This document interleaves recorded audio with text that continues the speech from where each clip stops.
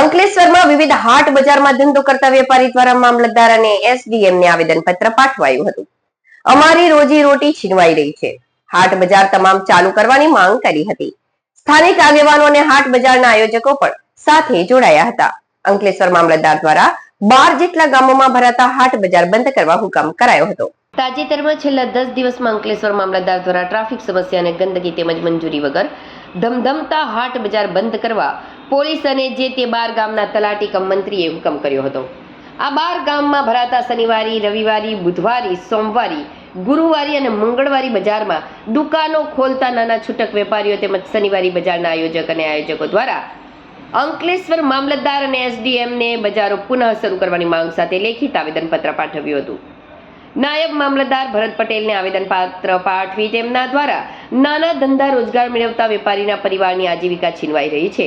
તેમના પરિવારને હાટ બજાર બંધ થશે તો ભૂખે મરવાનો વારો આવશે, ત્યારે તમામ હાટ બજાર ચાલુ કરવા માટેની માંગ કરી હતી. મારું નામ છે અંકિતભાઈ મનસુખભાઈ પટેલ. હું વર્ષોથી શનિવારી હાટ બજાર ચલાવું છું અને બધા વેપારીઓ રોજગારી અને ધંધો કરે છે શનિવારી હાટ બજારમાં, અને બધા જ બજાર ચાલુ થવા જોઈએ.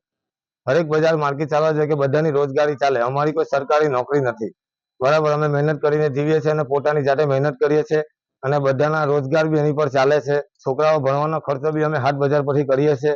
એટલે અમારા હાટ બજાર, હરેક હાટ બજાર ને બધા જ હાટ બજાર ચાલવા જોઈએ.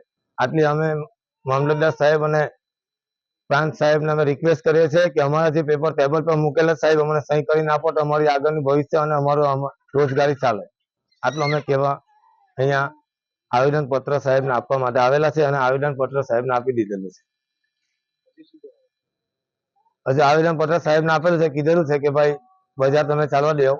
અમે આગળ ઉપર સાહેબને વાત કરીશું અને રિક્વેસ્ટ કરીને તમને આગળ અમે પ્રોસેસ કરશું.